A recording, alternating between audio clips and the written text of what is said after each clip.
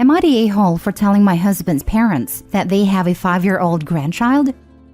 A couple months ago, I found out my husband of 10 years has a 5-year-old daughter that he has been an active part of raising. No infidelity occurred, but he kept this hidden from me, and it is still a huge betrayal. He also kept this hidden from his parents. I've always had a great relationship with my in-laws. Over the last 14 years, they have truly become my family. My own parents passed away when I was a teenager, and they have taken me in as their adopted daughter. My husband's stepdad even walked me down the aisle at our wedding. My husband never told his parents about this child because he didn't want me to find out. When I found out about everything, I asked if they even knew, and my husband assured me they did not. He also begged me to not tell them. I told him I would not, but told him that he would have to do so himself. He did not, and this past Friday, the stress and anger all caught up to me. I'm not proud of it, but I got way too drunk, and I called his mom and told her everything. Now my husband's entire family's angry with him. His mom is devastated. She loves babies and toddlers. She always wanted more herself, or to one day have grandkids, and now she feels she missed out. And when he went over to try and talk to her yesterday, his stepdad came out and told my husband he wasn't welcome on his property. My husband has some mental health and neurodivergence issues, and my actions this weekend have caused some pretty bad anxiety spirals, and he had to go to the inpatient psych clinic last night. My husband is really angry with me for telling them myself, and the way that I did. He said that was an a-hole move. Now that I'm sitting alone in the house, I am starting to think that he might be right about that. Am I the a-hole for telling my husband's mom about a secret baby? Edit. I wasn't going to go into this because it really isn't relevant to the situation that I am asking if I'm the a-hole over. But to ease all the inquiring minds, 6 years ago, my husband was approached by an old friend and her wife asking him to be a sperm donor. My husband and I talked about it, and I told him I was not comfortable with it, and he said he wouldn't go through with it. Supposedly, the friend pressured him, and he did it. This is what he said, so I don't know if it is true. I'm just relaying it as he told me. Friend's wife unexpectedly and sadly passed away, and the husband started co-parenting with his friend around this time. Friend has also lied to me and said they found a different donor. My husband is an active parent to this child now. She calls him daddy, and we are missing at least $25,000 from our family's finances that has gone towards this kid's care. He even lied to me that he was going to a friend's bachelor party, but instead went to Disney with his child and her mother. This is not just a case of him being a sperm donor. Now for the top comments before reading the mini update. Even if he didn't cheat on you physically, he knowingly created a child outside of his marriage, actively raised it, and kept it a secret from you and his family. This was wrong, and he knows it's wrong. Not the a-hole. Looks like he missed the memo on honesty being the best policy in relationships. Absolutely, with a caveat of, does this outfit make me look fat? Which is never a good question to answer honestly. On a more serious note, I cannot believe how much betrayal was involved from both the husband and his friend. Financially, physically, and emotionally. I have no sympathy for a supposed breakdown. I hope Opie gets out soon, finds peace, and keeps the in-laws in the divorce. He has a kid with someone who isn't his wife and he didn't tell you. No matter how it happened, that's a pretty huge secret. He's the a-hole. Not only that, but he lied about a trip to Disneyland that he went with a child and her mother on and said he went camping. I'm stunned at all the YTA votes. What the heck were you supposed to do? This is a huge betrayal. I would have definitely told his mom. She deserves to know. He's been keeping a secret this long. When would he actually tell her? I'm so sorry this happened to you. Not the a-hole. I'm so shocked by these votes. She even gave him a chance to tell them and he did not. He is the a-hole here, and the friend for doing it knowing the wife was against it. Edit/mini update. Yes, my marriage is over due to this. I am absolutely 100% divorcing and have consulted an attorney. Unfortunately, my brother-in-law is terminally ill, and I'm helping to financially support my sister and nibblings while they are dealing with all that. So the divorce has a pin until 2024 at the earliest. I'm probably the a-hole here for the way I spilled the beans, but I am not going to beat myself up about it at all. I'm going to get some me time while my husband is in inpatient care. Next story. Am I the a-hole for leaving my fiancé's family dinner after being introduced as his girlfriend? For a little context, I, female 26, and my fiancé, male 32, have been engaged for a year and a half. He was born in Spain, and his family still lives there, and in the time of our relationship of about 4 years, have not visited the States since. I have never been introduced to his family, not even on a FaceTime call, which I always wished changed, but he wanted to make meeting them special. My family have met my fiancé many times, and they all love him. We are also Dominican, so the language barrier with his family wouldn't matter. In February, my fiancé's family planned to visit for about 2 months since it's been so long. I live in my own place, so they'd be staying with my fiancé only. His mom, dad, sister, and brother-in-law all came, and they planned a dinner party with me and some of my fiancé's friends and co-workers, so more like a welcome party. I was beyond excited to meet them and finally announced our engagement. The day came and I went over to his house. My fiancé talked to me prior and told me his family is very outspoken, and if his mom says anything out of line, to not worry about it. He said this concerning our age, cultural difference, and my job, which is a special ed teacher, while my fiancé is a lawyer. I was kind of worried because I didn't want them to think poorly of me based on all that, but he assured me he'd be there to back me up. The party starts and I prepped everything, cooked the food and set the tables. His parents arrived and see me and ask who I was. He pauses and says I'm his girlfriend. I looked at him shocked, and he gave me a go-along-with-it look. Beyond my better judgment, I agreed. The dinner goes on, and my fiancé's parents make a judgmental comment about the country where my family's from. I corrected them, and then she makes comments about my curly hair and how odd it was. My fiancé said nothing and tried to change the convo. Later on, it was brought up how young I was, and he says it doesn't matter. My job got brought up and they said there's no way I can survive off my salary. During the dinner, I completely forgot I had my ring on, and his mom spotted it and says, "That's not an engagement ring, is it?" My fiancé gives me an angry look like I was supposed to know I was playing girlfriend tonight and says it's my grandma's old ring. I was fed up and said we have been engaged for a while and is lying to you for God knows what. I leave without saying another word and get a crap ton of calls from him. He said he wanted to get his mom's approval before announcing, and I told him, then what the heck was the point of engaging in the first place? I was just too angry to just sit there and lie to save his butt. He said his mom thought that was very disrespectful and immature. She doesn't see why I couldn't wait until after and talk to him. She completely dismissed him lying to her face, but that's not my concern. I left the ring in his mailbox and haven't seen them since. He tried contacting my family, but I refused to see him though until I get a true apology and not blaming me for this. Not the a-hole. So for a dinner party at this dude's house, you were expected to do all the cooking and preparation, then pretend to be only a girlfriend, so 32-year-old dude's mommy won't get upset? Run like the wind, and do not look back at the xenophobic, ignorant family, and make this dude your ex. Not the a-hole. Your ex-fiancé is an idiot, not to mention incredibly disrespectful towards you.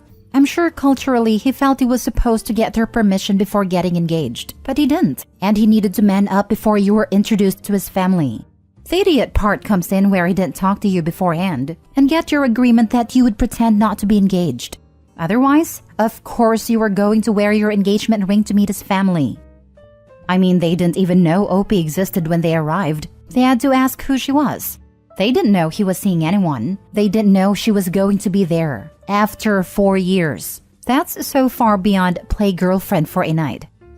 There are so many marinara flags. It's like a dang lasagna, not the a-hole. Maybe Romesco flags. He is Spanish after all. Next story. Am I the a-hole for not adopting another woman's child? I'm 25 female. I'm single, live alone, and have a good paying job. Due to an accident when I was a teenager, I cannot have children. I have never wanted children of my own, so this is not as big of a deal to me as it could be. I have friends with kids who think of me as their cool aunt, and I'm happy with that. This is important because of a woman I know, Allie, 18 female, not her real name.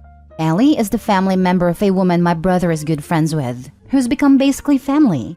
Allie lives with this woman, so my whole family knows her pretty well. She's a nice girl who had a daughter, Anne, 8 months female. Her baby was taken away from her due to suspected neglect. Allie decided to tell CPS that I was a safe person to place Anne with since I know the baby and live close by. I would not have had an issue with this except that Allie did not tell me. I got a call the morning after Anne was taken away at 6 a.m. while I was getting ready for work. CPS asked me to calm down and talk with them and take the baby until they have a foster placement opened.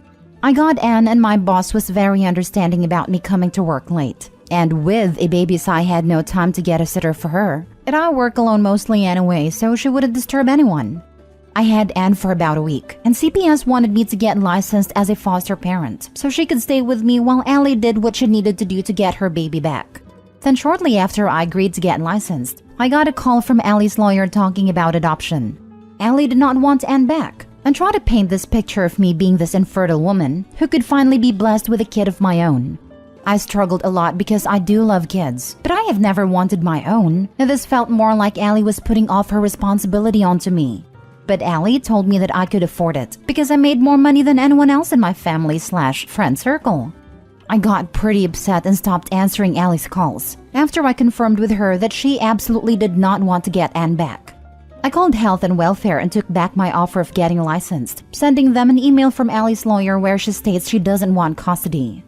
At the time, I figured that if Allie wants to put Anne for adoption, that she has the best chance of getting adopted while she is still a baby. It wouldn't be beneficial to Anne for me to foster her in hopes Allie changes her mind, and I don't want to have Anne for years and her start to think of me as her mom. I felt it would be less traumatic for her to get adopted while she is a baby to a family that wants and will love her. I truly thought that was the best option, and I felt I was doing the right thing for Anne. But now I am being called all kinds of names by Allie, and she is trying to twist the story to make it seem like I am burying Anne in the system. She thought that if I adopted Anne that she could still be in her life, but not actually have to be her mom, which is not what I would have allowed if I did adopt her. I am now questioning if I made a right call. So am I the a-hole? Now for the top comments. She's a nice girl. Her baby was taken away from her due to suspected neglect. Allie did not tell me. I'm being called all kinds of names by Allie, and she is trying to twist the story. I'm confused. How on earth is the first statement here compatible with all the others and indeed the entire story? Not a-hole, except for the part where you really don't seem to see Allie very clearly. Thank you. Allow me to clarify because I can see how that's not clear. I meant that up until this point, I've always thought Allie was nice. A bit of an airhead at times, but always friendly. I am sad about this situation, and I think one day she'll really regret all this. It'll be far too late by then though. She might regret it, but more importantly, if you adopted Anne and allowed Allie to see her, it would then make you the person that Allie would continue to give her children to, because she sure as heck would keep popping them out. Not the a-hole. Sounds like she just wants you around for all the hard work, so that she can just swoop in whenever she wants. That was my first thought. Allie only wants to be a mom when it's convenient for her. She wants someone else to do all the heavy lifting. Nope. Not the a-hole. You went above and beyond a call of duty to take a baby in for any length of time. You deserve kudos for having the best interests of the baby at heart. Seems you're the only one. Stand firm and don't become a parent until you decide you really want to be one. I honestly expected Opie not to take the child at all. What a twist. Not the a-hole. Last story. Am I the a-hole for not helping my sister with her newborn twins? I'm a 26 female and I have a younger sister, Sadie, 19 female, and we don't talk often. She lives in Canada with her newborn twins, Iris and Layla, while I moved to England a few years ago to study at my dream university. I ended staying here with my now husband, Louis, 30 male. Sadie got pregnant at 18 with Tyler, her boyfriend at the time. Tyler and his sister ended up in a car accident a few months after she announced she was pregnant. He and his sister didn't survive the accident. Sadie was very upset during the rest of her pregnancy, though my parents were luckily there to help her out. Then after her babies were born, my dad was diagnosed with lung cancer because of all of his smoking. My mom had to help my dad out a lot. I didn't have as much time to help Sadie with her twins. So Sadie reached out to me a few months ago and asked if we could send her some money every month so she could hire a babysitter for her kids and help my dad. Louis and I agreed, since we are financially stable and could afford it. She was very thankful to us. But a few weeks ago, she reached out again and asked if we could move back to Canada to help with the twins. This time, Louis and I refused. I feel like it's too much. We've built a life here in England, and my husband has a demanding job here and it would take him a while to find another one in Canada. My mom has sent me a few texts begging for me to come back, because they could really use the help, and now I feel kind of bad. Am I the a-hole? Some info on Tyler's family. Tyler's sister is actually his half-sister. They share a dad. His sister is over a decade older than him and has raised Tyler since he was 11. His mom died while giving birth to him, and their dad died of a terminal illness. Her sister's mom just wasn't in her life. You're not required to uproot your life to be additional parents to your sister's children. She was fine to ask. You're fine to say no. No a-holes here. She wasn't fine to ask. It's the most ridiculous request. She's a 19-year-old with newborn twins and a dead baby daddy. I doubt she's concerned with things like etiquette and boundaries right now. Ed is far more concerned with survival and getting the help she obviously needs. I'd cut her a little bit of slack here. Yes, knowing you're beyond your depth and asking for help regardless is a sign of maturity. But it still doesn't mean Opie has to say yes. No a-holes here. No a-holes here. I don't think your sister is an a-hole. She is scared and drowning and she asked for help. You said no and she seems to have dropped it. I am not sure if you texts begging for help makes your mom an a-hole, but she's leaning that way, especially if she doesn't drop it. People are not a-holes for asking for help. They are only a-holes if they don't respect your right to decline. And I do not think you are the a-hole for declining in this case. I agree with this. I can't help but feel deeply sorry for this grieving young 19-year-old single mom of twins who's also nursing her parents through a lung cancer diagnosis. She really must feel like she's drowning. This isn't her asking Opie to come help with the kids, as much as come help with the entire family's crisis. Opie, if I were you, I would see if I could hire an at-home nurse or research local services that can help your sister and mom. If they belong to a church, maybe also reach out to them and ask for some help. There are things you can do from England to help alleviate the incredible burden without moving back.